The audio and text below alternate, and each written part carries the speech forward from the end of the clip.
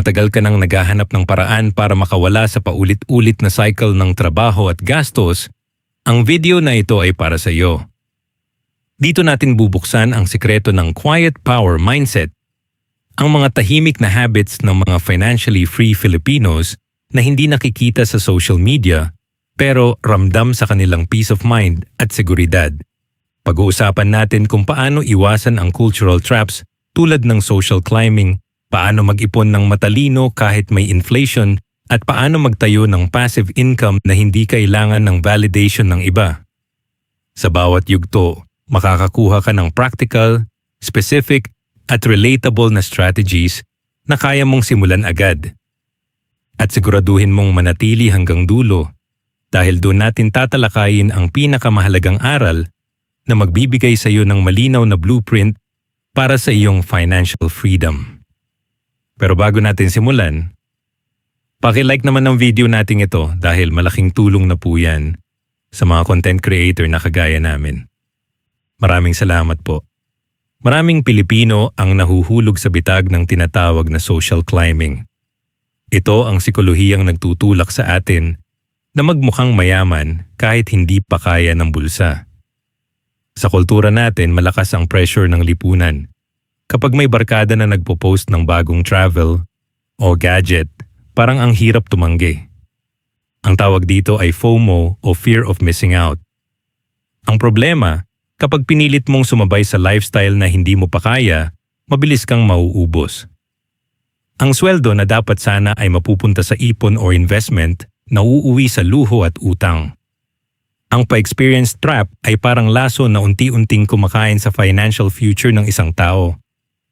Halimbawa, isang young professional sa Makati na kumikita ng 30,000 pesos kada buwan. Sa halip na magtabi ng 10% para sa emergency fund, inuubos niya sa weekly night outs, gadgets at travel na installment. Sa unang tingin, masaya at social. Pero sa oras na mawalan ng trabaho o magkasakit, wala siyang safety net. Ang mga ganitong sitwasyon ay hindi lang kwento. Ito ang realidad ng maraming kababayan natin. Kung tutusin, ang tunay na yaman ay hindi nakikita sa latest iPhone o branded na bag. Ang konsepto ng invisible wealth ay simple: peace of mind at liquidity. Ang taong may invisible wealth ay hindi kailangang mag-post ng kung ano-ano sa social media para patunayan na may pera siya. Ang kanyang confidence ay galing sa katotohanang may sapat siyang ipon, may emergency fund, at may investments na tahimik na lumalago. Isipin mo ang isang simpleng empleyado na hindi flashy. Hindi siya bumibili ng bagong kotse kada taon, pero meron siyang 3 months worth of emergency fund, may pag-ibig MP, 2 na consistent niyang hinuhulugan, at may maliit na negosyo na kumikita kahit wala siya. Hindi siya sikat sa Instagram, pero siya ang may tunay na financial freedom. Relatable ito sa ating mga kababayan dahil sa kultura ng pakitang tao. Madalas, mas pinapahalagahan ang likes kaysa sa net worth. Pero kung iisipin, ang likes ay hindi pwedeng ipambayad sa ospital. Hindi pwedeng ipambili ng bigas at hindi pwedeng gawing puhunan. Ang net worth, kahit hindi nakikita ng iba, ay siyang tunay na sukatan ng financial health. Kung may savings ka na worth 100,000 pesos, kahit hindi mo i-post, mas secure ka kaysa sa taong may bagong phone na worth 70,000 pesos pero zero ang ipon. Ang challenge dito ay baguhin ang mindset. Hindi masama ang mag-enjoy, pero dapat may balance. Ang disiplina sa pera ay hindi tungkol sa pagiging kuripot, kundi sa pagiging responsable. Kung gusto mong makaiwas sa pa-experience trap, may ilang practical na hakbang. Una, magtakda ng malinaw na budget para sa wants at needs. Halimbawa, kung kumikita ka ng 20,000 pesos, siguraduhin na hindi lalampas sa 20% ang gastos sa wants. Ang 80% ay dapat mapunta sa needs, savings, at investments. Pangalawa, huwag mahiyang magsabi ng pass sa mga lakad na hindi kaya ng budget. Hindi ka kuripot, ikaw ay wise. Pangatlo, i-reward ang sarili sa tamang paraan. Imbes na installment travel na magpapalubog sa utang, Bakit hindi mag-ipon ng 5,000 pesos kada buwan at magplano ng trip na fully paid? Ang satisfaction ay mas matindi kapag alam mong hindi ka uutang para lang makapag-post ng beach photo. Isa pang practical na paraan ay ang pag-shift ng focus mula sa short-term validation papunta sa long-term security. Kung may extra 5,000 pesos, imbes na bilhin ang bagong sapatos, ilagay ito sa investment na may dividend. Sa loob ng 10 years, ang maliit na halagang iyon ay pwedeng lumago ng hindi mo namamalayan. Ang invisible wealth ay hindi flashy, pero ito ang nagbibigay ng tunay na kalayaan. Ang peace of mind na dala ng emergency fund ay mas mahalaga kaysa sa temporary happiness ng bagong gadget. Ang liquidity o kakayahang maglabas ng pera sa oras ng pangangailangan ay mas valuable kaysa sa likes na mawawala rin sa feed paglipas ng panahon. Ang quiet power mindset ay hindi nangangailangan ng validation mula sa iba. Ito ay tungkol sa tahimik na pagbuo ng financial foundation. Ang taong may quiet power ay hindi nagmamadali. Alam niya na ang disiplina ngayon ay magbubunga ng kalayaan bukas. Hindi siya natutukso ng pressure ng lipunan dahil malinaw sa kanya ang priorities. Ang kanyang kayamanan ay hindi nakikita sa labas, pero ramdam sa loob, sa peace of mind, sa kakayahang tumulong sa pamilya nang hindi nauubos, at sa kumpiyansa na hindi siya mabubulaga ng emergency. Kung tutusin, ang quiet power ay isang mindset na dapat yakapin ng bawat Pilipino. Hindi ito tungkol sa pagiging sikat, kundi sa pagiging secure. Hindi ito tungkol sa paghabol sa lifestyle ng iba, kundi sa pagbuo ng sariling financial journey. Ang tunay na mayaman ay hindi ang taong may pinakamaraming likes, kundi ang taong may kakayahang mamuhay nang hindi alipin ng utang at pressure ng lipunan. Ang quiet power ay ang sikreto ng mga financially free Filipinos. Isang tahimik na lakas na hindi kailangang ipagsigawan, pero ramdam sa bawat desisyon at sa bawat hakbang patungo sa tunay na kalayaan. Sa panahon ng mataas na inflation, hindi sapat na basta mag-ipon lang. Kailangan ng diskarte sa bawat galaw ng pera sa loob ng tahanan. Maraming Pilipino ang natututo ng mag-adjust. Binabawasan ang gastos, mas pinaprioritize ang savings at mas nagiging maingat sa utang. Ayon sa mga pag-aaral, higit kalahati ng mga Pilipino ay nagdagdag ng ipon para sa emergency fund, habang marami rin ang nagbawas ng revenge spending na naging uso pagkatapos ng pandemya. Ang mindset na ito ay mahalaga para makaligtas sa epekto ng inflation na patuloy na nagpapataas ng presyo ng pagkain, kuryente, at iba pang pangunahing pangangailangan. Isa sa pinakamahirap na aspeto ng Pinoy culture pagdating sa pera ay ang tinatawag na abuloy system. Kapag may kamag-anak na nangangailangan, natural na magbigay, pero kung walang boundaries, mauubos ang ipon mo sa tulong na hindi mo rin kaya.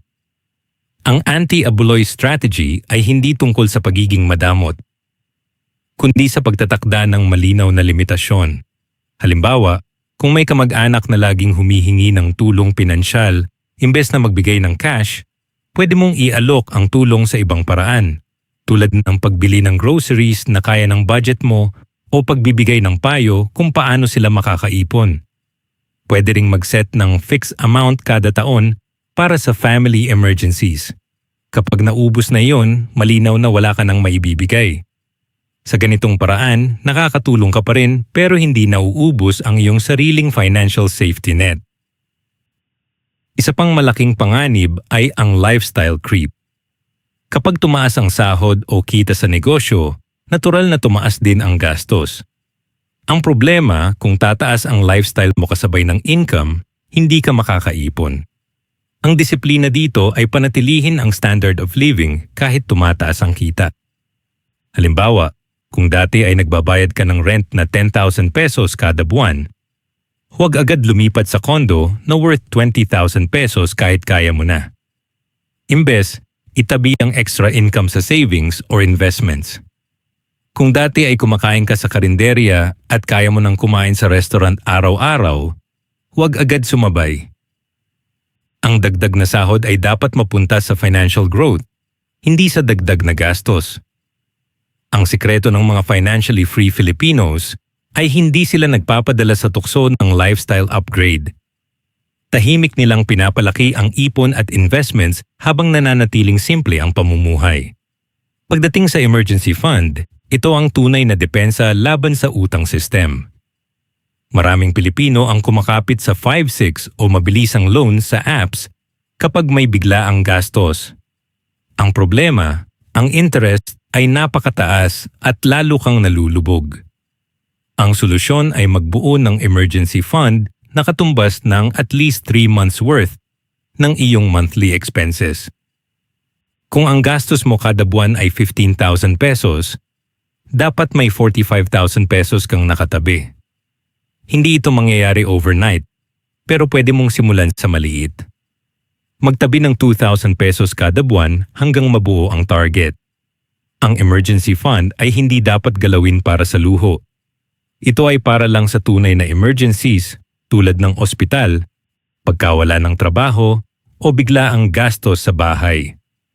Kapag may emergency fund ka, hindi mo na kailangang umutang sa apps na may interest na halos triple ng halaga ng loan. Ang defensive finance ay hindi glamorous, pero ito ang pundasyon ng financial freedom. Ang diskarte sa ipon sa gitna ng inflation ay tungkol sa tamang mindset at malinaw na boundaries. Ang anti-abulay strategy ay nagpoprotekta sa iyong ipon habang nakakatulong ka pa rin sa pamilya. Ang lifestyle creep defense ay nagtitiyak na ang dagdag na income ay napupunta sa investments, hindi sa dagdag na gastos. At ang emergency fund ay nagbibigay ng peace of mind na hindi mo kailangang kumapit sa utang kapag may problema. Ang lahat ng ito ay practical, specific, at kayang gawin ng bawat Pilipino. Hindi ito tungkol sa pagiging kuripot, kundi sa pagiging responsable.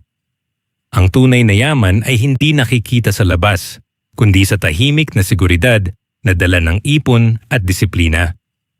Ang defensive finance mindset ay ang susi para makaligtas sa inflation at makapagtayo ng matibay na financial foundation para sa kinabukasan.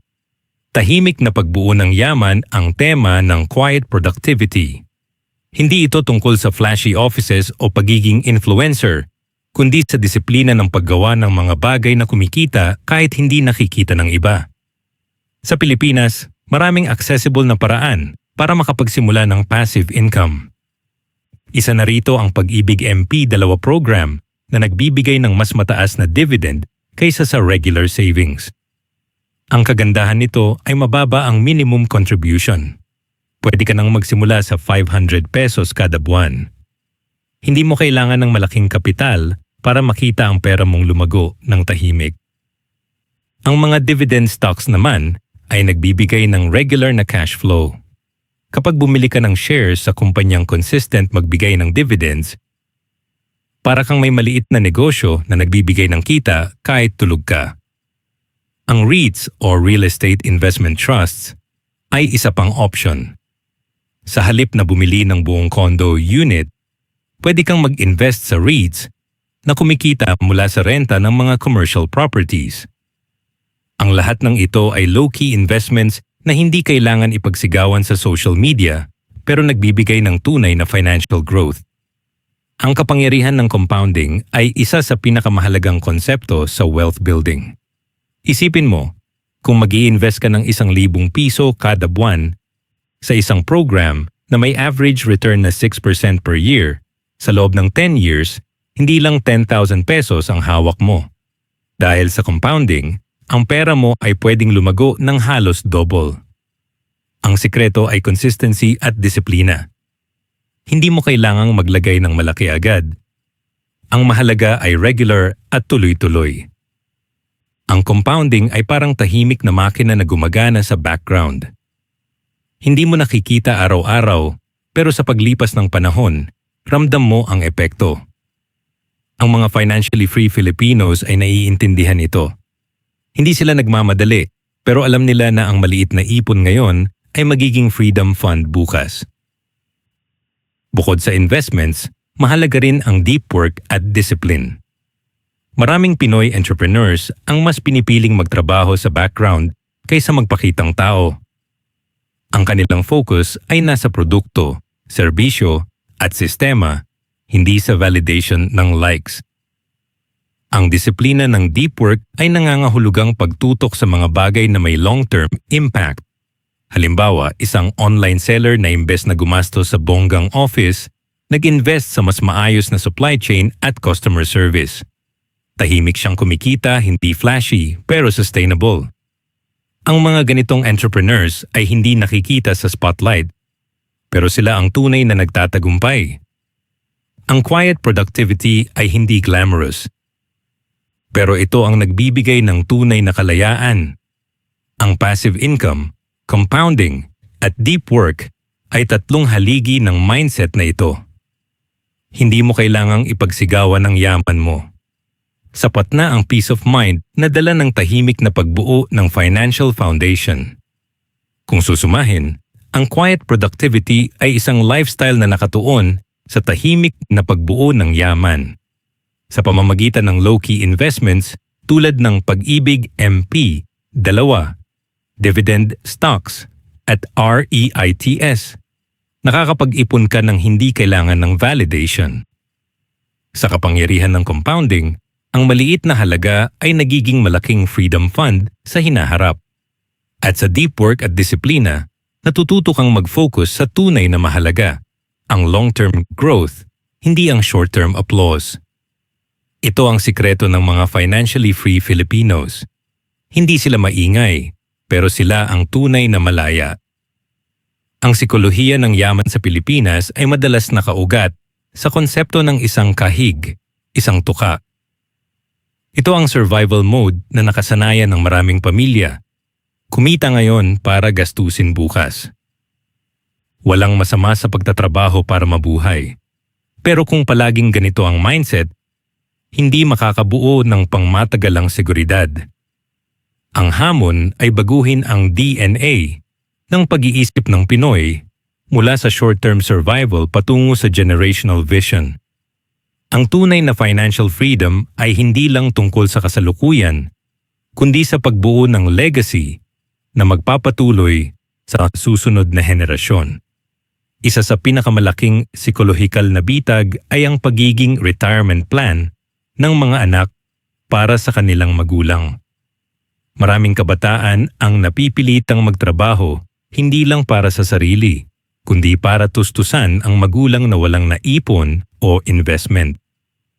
Ang cycle na ito ay paulit-ulit na nangyayari sa maraming pamilya. Ang solusyon ay malinaw. Kailangan ng mga magulang na magplano ng sariling retirement habang bata pa. Kung magsisimula ka ng ipon sa edad na 30 at maglalagay ng 5,000 pesos kada buwan sa isang investment na may average return na 6% per year, sa loob ng 30 years, maaari kang magkaroon ng higit sa 5 million pesos. Ang halagang ito ay sapat para hindi na umasa sa anak. Ang pagbabago ng mindset ay nangangahulugang pagtanggap na responsibilidad ng bawat tao ang sariling kinabukasan. Ang anak ay dapat suportahan, hindi gawing retirement plan. Isa pang mahalagang aspeto ng wealth psychology ay ang delayed gratification. Sa kultura natin, madalas ang mindset ay, gusto ko to ngayon. Kapag may extra income, agad itong ginagastos sa gadgets, travel, or luho. Pero ang disiplina ng delayed gratification ay nagsasabi na mas mahalaga ang kailangan ko to para sa kinabukasan.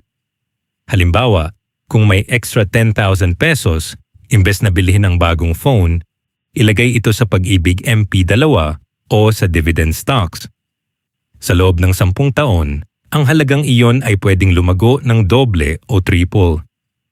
Ang kasiyahan ng bagong phone ay tatagal ng 1 o 2 taon, pero ang investment ay magbibigay ng peace of mind at financial security sa mas mahabang panahon. Ang delayed gratification ay hindi tungkol sa depriving yourself, kundi sa pagpapaliban ng luho para sa mas malaking reward sa hinaharap. Ang generational vision ay nangangahulugang pagtingin sa pera bilang tool para sa legacy building. Hindi lang ito tungkol sa sarili, kundi sa susunod na generation. Kung ang mindset ay isang kahig, isang tuka, ang anak ay palaging magsisimula sa zero. Pero kung ang mindset ay legacy building, ang anak ay magsisimula sa foundation na itinayo ng magulang. Halimbawa, kung ang magulang ay nakapag-ipon ng 1 million pesos sa investments, ang anak ay may mas malaking pagkakataon na magpatuloy at magpalago. Ang generational wealth ay hindi lang tungkol sa pera, kundi sa values, ang disiplina, ang mindset ng delayed gratification, at ang stewardship ng resources. Ang mga ito ay dapat ipasa sa susunod na henerasyon para hindi maubos ang yaman sa isang generation lang. Kung susumahin, ang pagbabago ng wealth psychology ng Pilipino ay nangangahulugang paglipat mula sa survival mode patungo sa generational vision. Ang cycle ng pagiging retirement plan ng anak ay dapat putulin sa pamamagitan ng maagang retirement planning. Ang disiplina ng delayed gratification ay dapat yakapin para mas mapalago ang pera kaysa sa instant na luho. At ang generational vision ay dapat maging core ng bawat financial decision, hindi lang para sa sarili, kundi para sa kinabukasan ng pamilya. Ang tunay na yaman ay hindi nasusukat sa kasalukuyang gastos, kundi sa legacy na maiiwan sa susunod na henerasyon. Ang mindset na ito ang magbabago sa DNA ng Pinoy pagdating sa pera, mula sa isang kahig, isang tuka, patungo sa tunay na financial freedom na tumatagal lampas sa isang lifetime. Ang tunay na blueprint ng financial freedom ay nagsisimula sa malinaw na calculation ng tinatawag na freedom number. Ito ang halaga ng pera or investments na kailangan mo para matustusan ang lahat ng gastusin mo nang hindi na umaasa sa regular na trabaho. Ang formula ay simple. Alamin muna ang average monthly expenses mo, i-multiply ito sa 12 para makuha ang yearly expenses, at saka i-divide sa safe withdrawal rate na karaniwang 4%. Halimbawa, kung ang monthly expenses mo ay 20,000 pesos, ang yearly expenses ay 240,000 pesos. Kapag dinivide mo ito sa 0.04, ang freedom number mo ay 6 million pesos. Ibig sabihin, kapag umabot na ang investments mo sa 6 na milyong piso at kumikita ng average 4% per year, kaya mo nang mabuhay ng hindi na nagtatrabaho para sa sweldo. Ang calculation ito ay hindi magic, kundi practical na paraan para malaman kung kailan ka financially independent. Pero hindi natatapos sa pagkalkula ng freedom number ang laban. Kailangan ding i-maintain ang mindset.